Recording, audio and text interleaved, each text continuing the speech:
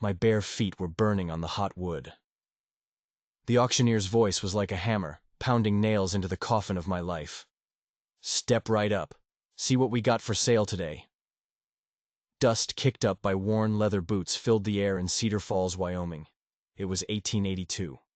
A bad year to be an orphan, a worse year to be in debt. Men gathered in the town square. They were here for horses, tools, maybe some furniture from a failed farm.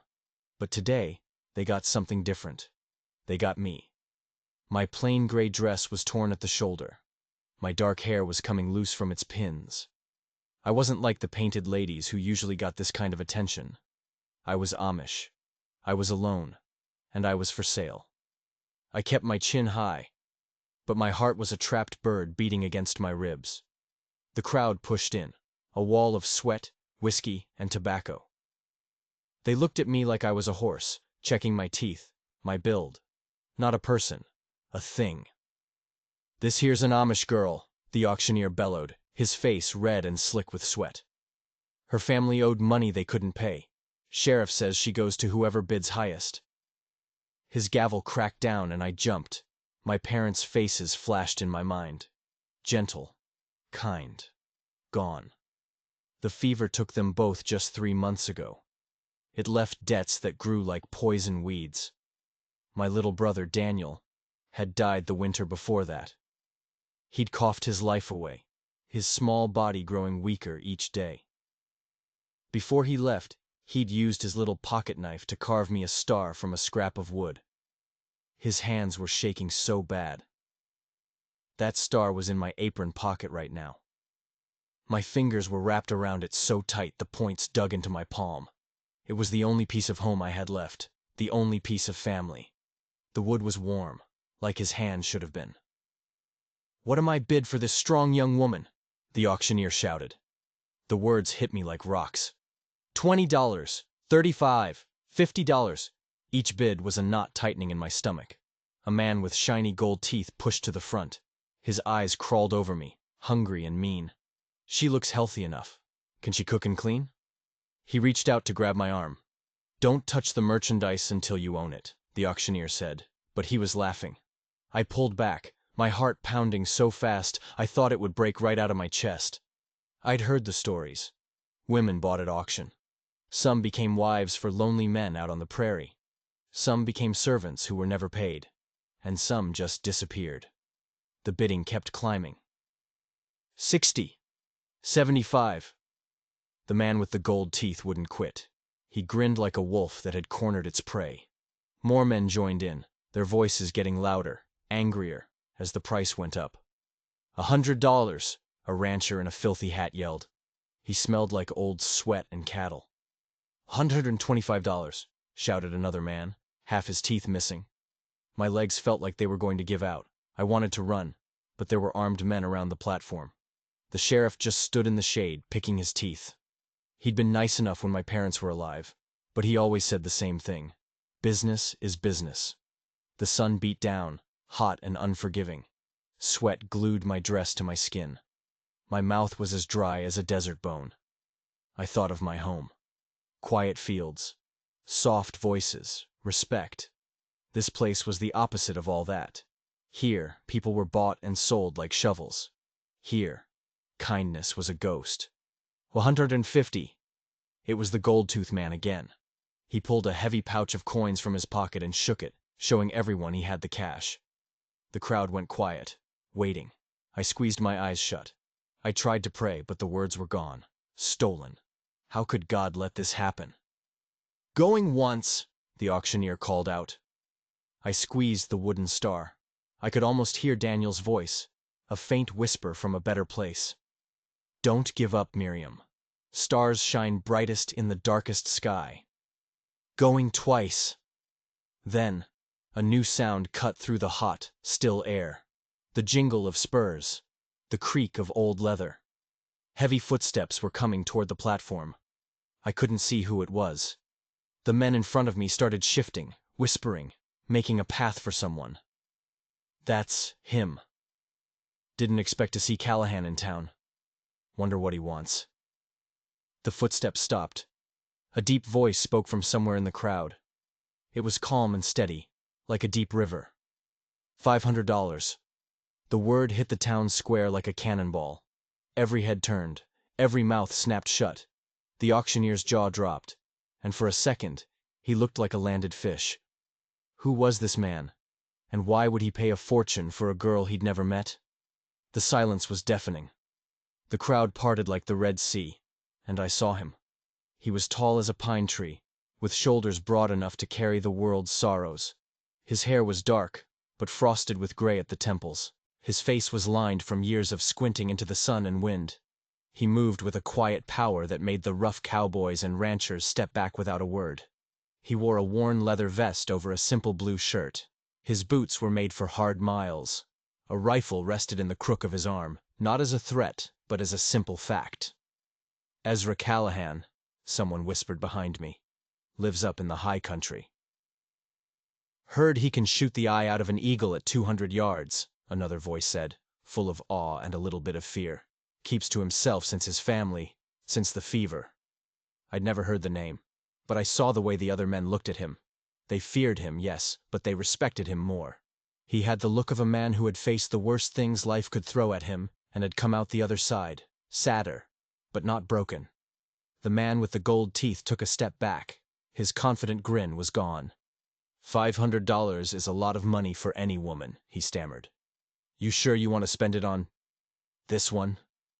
Ezra Callahan's dark eyes locked onto the man. He didn't have to raise his voice. He didn't have to move a muscle.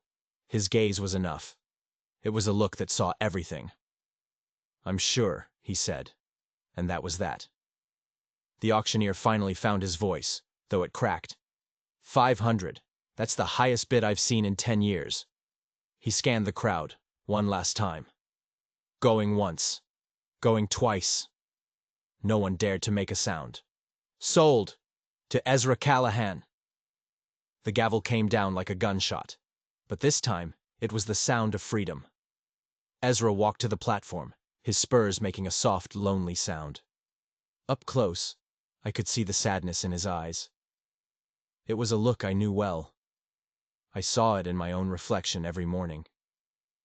It was the look of someone who had lost everyone they loved. Ma'am, he said, his voice softer than I expected. He touched the brim of his hat. My name's Ezra Callahan. I know this ain't how you chose for things to be, but I give you my word. You'll be safe with me. He reached up to help me down. His hand was rough with calluses, but it was warm and steady. I took it, still clutching Daniel's star in my other hand. As my feet touched the dirt, I felt a tiny spark of something I thought was gone forever. Hope. I'm Miriam, I said, my voice barely a whisper. Miriam Yodar. Pleased to meet you, Miss Yodar. He spoke to me like I was a lady, not something he'd just bought. I have a cabin up in the mountains. You can rest there. Figure out what you want to do next. The crowd started to drift away, talking in low voices. The gold-toothed man shot a dark look at Ezra's back but didn't dare say a word. The sheriff pocketed his fee, his work for the day done. I don't have anything, I told Ezra, as he led me to 2 horses tied near the general store. Just the clothes on my back. I touched my apron pocket. And this. That's more than most folks start with, Ezra said, checking the straps on his pack horse. Sometimes, having nothing means you're free to become anything. He helped me onto his horse to ride behind him. I'd never ridden so close to a man who wasn't family. But my old life was over. The old rules were gone. As we rode out of Cedar Falls, toward the tall blue mountains on the horizon, I looked back one last time. The auction block was empty, waiting. How long to your cabin? I asked, my voice small against the steady rhythm of the hooves. 2 days if we take our time, he answered. The trail gets steep. Home. He'd called it home, a word I never thought I'd hear again. What kind of man paid $500 for a stranger and offered her a home? What did he really want from me? I clutched the wooden star in my pocket. Had I traded one prison for another, more isolated one? Or had I just been saved by the only kind man in a world of monsters? The thunder started as a low rumble, far away. Then it got closer, angrier. Ezra's horse stumbled on the rocky trail. For a terrifying second, we teetered on the edge of a deep canyon. I grabbed his waist, my heart leaping into my throat as stones skittered down into the darkness below. The storm had ambushed us halfway up the mountain. Rain lashed down, turning the trail into a river of mud. "Hold on!" Ezra yelled over the wind. Lightning ripped across the sky, and in that flash of white light, I saw the trail ahead. It was crumbling away. I'd never been this high up. In my old life, the highest I'd ever been was the church steeple. Now, it felt like we were trying to ride straight into the angry black clouds. The horse, a steady mare, slipped again. This time her front knee buckled. Ezra was off in a second, landing in the mud. "Her left foreleg," he said, his hands moving gently over the horse's trembling leg. "We need shelter. Fast." I slid down, my legs shaking. My dress was soaked, my feet numb with cold. But a strange thing had happened on the way up this mountain. The terrified girl from the auction block was gone. "What can I do?" I asked. "There's a cave, about a quarter-mile ahead," Ezra said, squinting through the rain. Before I could answer, he'd grabbed the saddlebags and slung them over his own shoulder. Then he did something that stunned me. He took off his own heavy coat and wrapped it around me. He was just as wet, just as cold. But he put my safety before his own. The cave was a dark mouth in the side of the mountain. It was deep and dry, with a sandy floor that shielded us from the howling wind. Ezra got a small fire going while I looked at the horse's leg. My father had taught me how to care for animals, and his lessons came back to me now, his gentle voice a comfort in the storm. "You're good with animals," Ezra said, watching me tear strips from my apron to make a bandage. "Fear doesn't fix anything," I said, my voice steadier than I felt. "My father used to say a worried hand shakes too much to be useful." I finished the bandage and stroked the mare's neck. "What's her name?" "Never gave her one," Ezra admitted.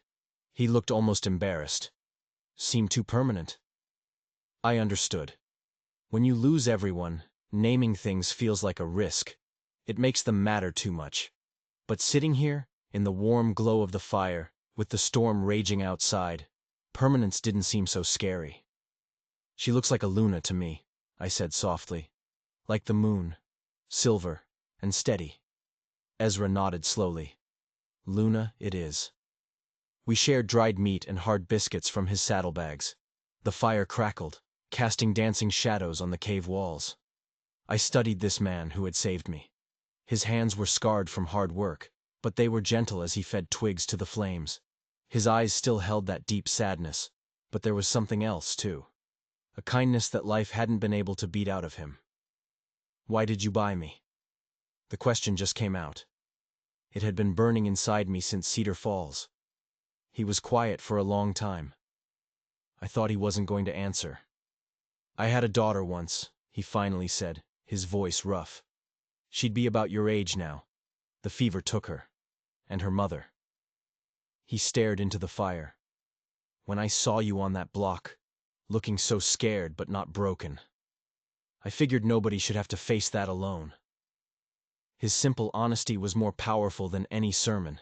He had lost everything, but his heart wasn't closed. It was still open enough to help a complete stranger. "I'm sorry about your daughter," I whispered. "Me too." He looked at me across the fire. "What about you? How did a girl like you end up in a place like that?" So I told him. I told him everything. About my parents, the fever, the debts. I told him about the church leaders, men like Deacon Isaac Brennan, who decided selling me was easier than helping me. And I told him about Daniel, and the little wooden star he carved for me before he died. "Sounds like your brother had more real faith than that whole community put together," Ezra said when I was done. "What do you mean?" "Real faith is about believing in good things when everything looks hopeless," he said. "Like carving a star for someone you love, even when you know you're dying." He reached into his pack, pulled out a small block of wood and his own carving knife. "Mind if I try?" I watched, mesmerized, as his scarred, capable hands started to shape the wood. As the storm raged outside, something quiet and peaceful began to grow inside that cave. I told him things I'd never told anyone. About my secret dream to see the ocean. About my love for reading, which the deacons called a sin of pride. Questions aren't sins, Ezra said, his knife still moving. If God didn't want us to wonder, he wouldn't have given us minds. The storm passed by morning. Luna's leg was better, and I felt like a different person. The scared girl was still inside me, but she was wrapped in something new, something like hope. As we packed up, Ezra handed me the star he'd carved through the night. It was perfect, smooth and detailed. For luck, he said. I held both stars in my hand, my brother's rough, heartfelt star, and Ezra's carefully crafted one. Together, they felt like a promise. Maybe my story wasn't over after all. The cabin wasn't a rough shack. It was a home. It appeared through the pines, solid and welcoming, with glass windows that caught the morning sun. A neat vegetable garden grew next to patches of wildflowers. It's beautiful, I said, sliding off Luna's back. The air here was clean and sharp, filled with the scent of pine. It made me want to take my first real breath in months. Built it myself. After... His voice trailed off, but I understood. After his world had ended. After he had to build a new one, piece by piece. Inside, the logs fit together perfectly. A big stone fireplace stood against one wall, with shelves full of books next to it. More books than I'd ever seen in one place. The spare room is through there, Ezra said, pointing. There's a lock on the inside, like I promised. The room was small and clean, with a real bed and a handmade quilt. A window looked out over the mountains. I could see for 100 miles. I put my things on the chest at the foot of the bed. My torn dress and my 2 wooden stars. That first week was a dream. Mountain life had a rhythm all its own. We worked when work needed doing, but there was also time to just be. I learned to milk Ezra's cow, Bessie. I gathered eggs from his chickens. I started cooking again, and Ezra ate my simple meals like they were feasts. Seeing him smile at something I'd made, it was a feeling I'd forgotten. You don't have to do all this, he said one evening, as I was mending his shirt. I didn't buy you to be my servant. You didn't say what you bought me for, I replied, not looking up from my needle. You saved me. That's worth more work than I could do in a lifetime. Nobody should have to earn their safety, Ezra said quietly. Safety should be free, like air. His words struck a chord deep inside me. In my old community, everything had a price. God's love was earned with obedience. A neighbor's help was earned by following the rules. Here, this quiet man was offering me safety, no strings attached, but peace never lasts. One Tuesday morning, I woke to a strange silence. I found Ezra collapsed by the wood stove, his skin on fire, the fever. It was the same wasting sickness that had taken my parents. I knew how fast it could kill. Fear, cold and sharp, went through me. But I pushed it down. Panic never saved anyone. I remembered every herb, every remedy my mother had taught me. For 3 days and 3 nights, I didn't leave his side. I brewed willow bark tea to fight the fever. I spoon-fed him broth. When he thrashed in his sleep, mumbling about his wife and daughter, I held his hand and talked to him in a low, calm voice until the nightmares passed. On the second night, his fever spiked. He was burning up. I thought I was going to lose him. I found myself on my knees, praying harder than I ever had in church. Not the formal words I'd been taught, but a raw plea from my heart. Please, don't take him. Don't let me be alone again. The fever broke on the 4th morning. I woke up, slumped in the chair by his bed, to find him watching me. His eyes were clear. You stayed, he whispered, his voice a dry rasp. Of course I stayed, I said, suddenly feeling grubby and exhausted. Where else would I go? Most folks would have taken the horse and whatever else they could carry, he said. Left me for dead. I'm not most folks, I said firmly. And you're not alone anymore. Something shifted between us in that moment. It wasn't love. Not yet. It was recognition. We were 2 survivors, 2 broken pieces that somehow fit together. We knew life was cruel, but we also knew you had to fight for the good things. As Ezra got stronger, I started exploring the mountainside. I found a meadow full of wild berries. I discovered a clear, cold stream with trout swimming in the pools. I climbed to a high ridge and looked out at the world. The wind whipped my hair around my face. The whole world was spread out below me, vast and beautiful. And I realized the girl who stood on that auction block was gone forever. In her place was a woman who could nurse a man back from the brink of death, a woman who could find her own way in the wilderness, a woman who wasn't afraid anymore. "I'm free," I said out loud. The mountains seemed to echo the words back to me. That night, I came back to the cabin to find Ezra by the fire, carving another star. This one was different, more intricate, with tiny wildflowers carved around the points. "For the woman who saved my life," he said, and he gave me a real smile. It transformed his whole face, chasing the shadows from his eyes. I took the star and placed it on the windowsill with the other two. 3 stars. Each one a milestone on my journey from despair to hope. I wondered how many more stars my new life would hold. But I should have known the past is never done with you. It was waiting just down the mountain, and it was coming for me. The thunder I heard that morning wasn't from a storm. It was the sound of horses. 3 riders appeared out of the morning mist, dark shapes against the gray sky. I dropped the bucket of chicken feed. My heart seized in my chest. I knew the man in the lead. Isaac Brennan, the deacon.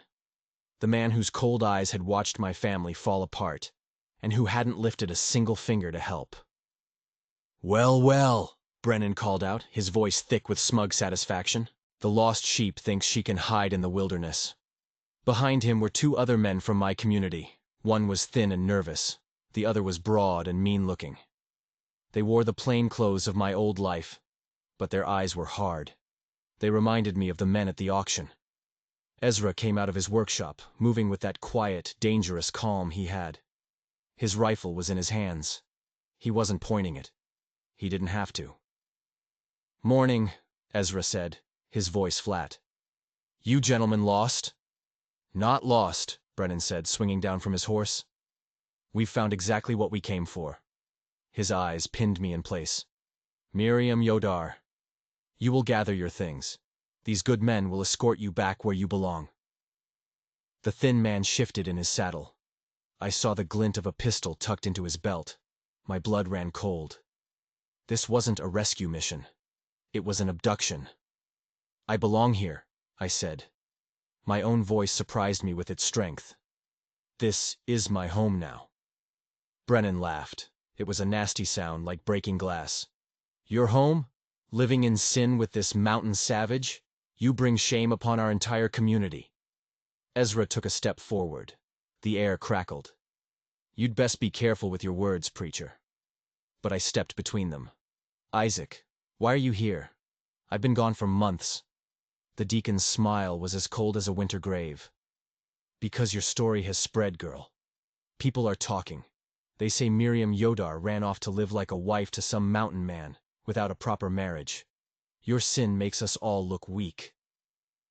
"What people?" I demanded. "Who's talking?"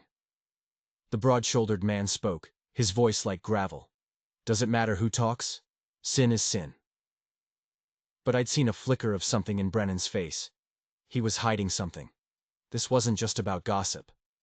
"There is no sin here," I said, looking Brennan straight in the eye. "Ezra Callahan has shown me nothing but kindness. He saved my life." "Lies!" the thin man spat. "We know what happens when a man and a woman are alone in the wilderness." Ezra's knuckles went white on the stock of his rifle. "Mister, you're about 1 word away from finding out what a mountain savage really is." Thunder rumbled. Real thunder this time. The sky was turning dark. "Enough talk," Brennan snapped. "You're coming with us, Miriam. We have good Christian families who will help you find redemption." "What families?" I shot back. "The ones who turned their backs when my mother was dying? The ones who let the bank take our farm? Which of those good families wants me now?" Brennan's face went dark with fury.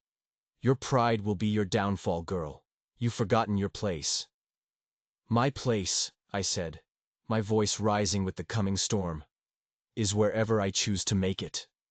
Not where men like you try to chain me." Brennan's hand went for the pistol under his coat, But Ezra was faster. The rifle came up, smooth and quick. Suddenly, Deacon Brennan was staring down the barrel of a gun that had kept a man alive on this mountain for 10 years. "I wouldn't," Ezra said, his voice deadly quiet.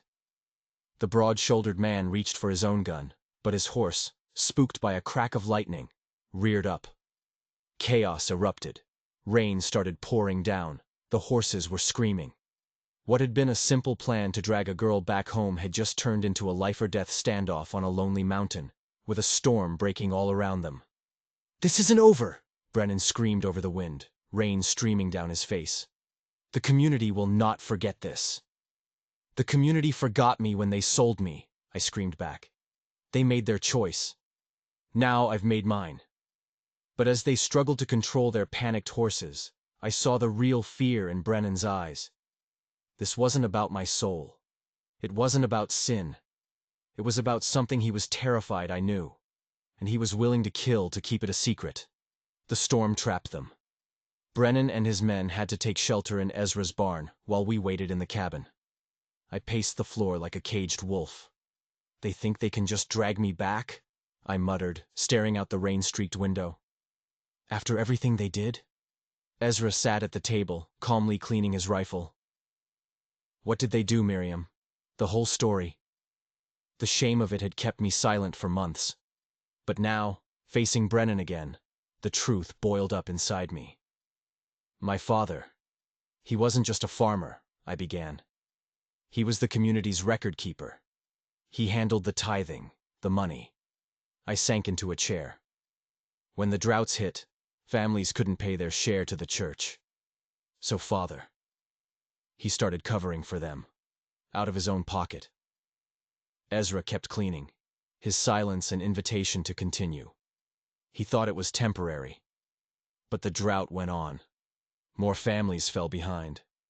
Father borrowed against our farm to keep the church's books balanced. He didn't want the community to look poor to the outside world. "And Brennan knew about this?" Ezra asked, his voice low. My laugh was bitter. "Brennan demanded it. He said the church's reputation was more important than one family's finances. He pushed my father into it, trapped him." Through the window, I could see one of the men step out of the barn, looking miserable and soaked. The mountain was not kind to outsiders. When my father got sick, he couldn't hide it anymore. The books were a mess. Brennan stood before the whole community and denied everything. He said my father had acted alone, that he'd been stealing from the church. I choked on the words. They let our farm be sold. They voted on it, to protect Brennan, to protect their own pride. Ezra stopped cleaning his rifle. He looked at me, his eyes full of a terrible understanding. "That's why you were on the auction block. They sold you to cover the debts they blamed on your father." "It was the final humiliation," I whispered. "Get rid of the daughter who knew the truth. Sell her off to some stranger who would take her far away." But there was more. Something Brennan didn't know I had. Before he died, my father gave me his ledger, the real one. It shows every secret loan, every family he helped, every dollar Brennan forced him to cover. It's the proof. The sound of horses brought us both to the window. Brennan and his men were mounting up. They'd had enough of the mountain. But Brennan wasn't leaving without a final threat. "This isn't finished, Miriam Yodar. The law in this territory respects the church. We will have you back." I threw the cabin door open, letting the cold, damp air rush in. I had to end this. Now. "My name is Miriam Callahan now," I shouted, the lie coming to me in a flash of inspiration. "And your flock cast me out. You have no claim on me." Brennan's face went white with rage. "You're not married to that heathen. There is no certificate, no blessing." "Marriage isn't a piece of paper, Isaac," I yelled back, feeling Ezra move to stand right behind me, a silent wall of support. "It's about two people protecting each other. It's about loyalty and truth, things your community knows nothing about." The broad-shouldered man spat in the mud. "Pretty words won't save you when the marshal comes." But the thin, nervous man was already backing his horse away. "Deacon, we should go. It'll be dark soon." Brennan stared at me, his authority shattered. his lies exposed to the wind and the rain. With a final curse, he wheeled his horse around and galloped down the trail, his men scrambling after him. The sound of their hooves faded, leaving only the sound of the dripping rain. I was shaking, not with fear, but with a strange, fierce lightness. The truth was finally out. "Miriam Callahan?" Ezra asked quietly from behind me. I turned, my face hot with embarrassment. "I'm sorry, it just came out. I thought it would make them leave." But Ezra was smiling. The first truly happy smile I had ever seen on his face. It chased away all the shadows. "It has a nice sound to it," he said, his eyes meeting mine. "If you'd be interested in making it more than just a lie to scare off fools." The question hung in the air between us. It wasn't a desperate plea from a lonely man. It was an offer from an equal. A choice. My choice. And I knew, with a certainty that filled every part of my being, that I was finally truly home. We didn't need a church or a preacher. We made our vows to each other under a sky full of stars, with the mountain as our witness. Ezra carved me a new star, this one with 2 sets of initials intertwined in the center. It wasn't for luck. It was a promise. Winter came, blanketing the mountain in a deep, peaceful silence. The threats from Brennan and his community felt a world away. We had our home, our work, and each other. The loneliness that had haunted both of us for so long finally began to fade, replaced by a quiet contentment that was more precious than gold. One day in late spring, as the snows were melting, we saw a lone rider making his way up the trail. It wasn't Brennan. This man was younger, and he rode with a slumped weariness that spoke of a long, hard journey. It was Daniel Hoffman, the boy who had ridden with Brennan, the one with the nervous eyes who had questioned the deacon. He slid from his horse, looking exhausted and half-starved. "Mrs. Callahan?" he asked, his voice cracking. "I had to come. I couldn't stay there any longer." We brought him inside, gave him food and warm broth. He told us that after they'd returned, defeated, Brennan's lies had started to unravel. More people started asking questions. My family's name was spoken again, this time in whispers of sympathy, not shame. "Your father was a good man, Miriam," Daniel said, his eyes filling with tears. "He helped my family when we had nothing. We all knew it. We were just too scared of Brennan to say it." Then he reached into his saddlebag and pulled out a worn, leather-bound book, my father's ledger. "I found where he hid it," Daniel said, "just like you told me in the letter." I froze. "What letter?" Ezra looked just as confused. "Miriam didn't send a letter, son." Daniel's face went pale. "But it was signed with your name. It told me where to find the book and to bring it here. It said you were in danger." A cold dread crept up my spine. Brennan. He had forged a letter to lure the boy, and the ledger, out of the community. Out into the open. And then we heard it. The sound Brennan's threats had promised for months. The jingle of spurs. The heavy tread of many horses. Not 3 this time. A dozen. Ezra grabbed his rifle. We looked out the window. It was the sheriff from Cedar Falls. And with him was a posse of grim-faced men, armed to the teeth. Brennan was there too, a triumphant, hateful sneer on his face. "Ezra Callahan!" the sheriff yelled. "You're under arrest for kidnapping and holding Miriam Yodar against her will. Come out with your hands up!" Brennan had twisted the story. He'd used the law. He'd painted Ezra as a villain and himself as a righteous savior. It was a trap, and we had walked right into it. They didn't just want the ledger. They wanted to see Ezra hang. "It's a lie!" I screamed from the doorway. "I'm here by my own choice. I'm his wife." The sheriff looked at Brennan, who just shook his head sadly. "You see, Sheriff, the man has twisted her mind. She doesn't know what she's saying. A poor, brainwashed girl." They were surrounding the cabin. There was no escape. Ezra stood beside me, his rifle held steady, his face a mask of grim determination. He wouldn't go down without a fight, but we both knew it was hopeless. Then, Daniel Hoffman, the scared boy who had run away from a corrupt community, did something no one expected. He walked out onto the porch, holding my father's ledger high in the air. "This is the truth," he shouted, his voice shaking but clear. Deacon Brennan is the criminal. He's a liar and a thief. It's all in here. Every last dollar he stole from this community, blaming an honest man. Brennan's face contorted with pure rage. Seize him! He's a heretic! But the sheriff hesitated. He was a lawman, not a church elder. A book of evidence was something he understood better than sermons. Let me see that book, son. As Daniel started walking forward, Brennan drew his hidden pistol. He wasn't going to let that book reach the sheriff. He fired.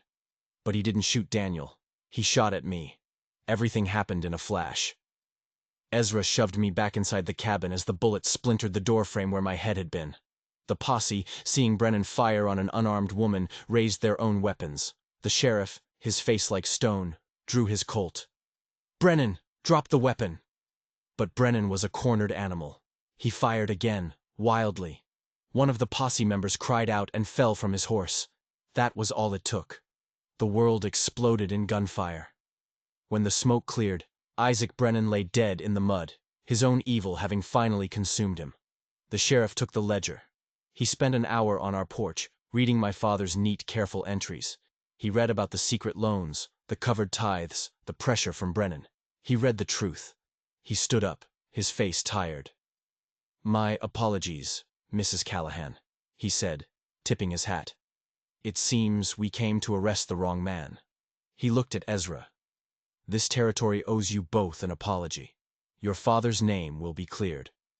Justice had come, not from a sermon, but from a simple book of numbers and the courage of a boy who chose truth over fear.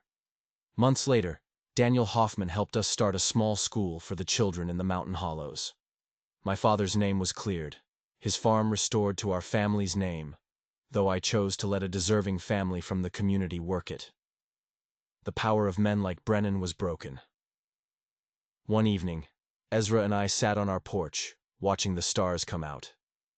The collection on our windowsill had grown. There were dozens of them now, each one a memory, each one a victory. I had been sold, silenced, and hunted. But a quiet man on a lonely mountain had seen something in me worth saving. And together, we had built a life brighter than any star in the Wyoming sky. We found that home isn't a place you're from. It's a place you build, with truth as your foundation and love as your roof. If you enjoyed this story of how truth can shine a light in the darkest of places, don't forget to like and subscribe for more tales of survival and justice.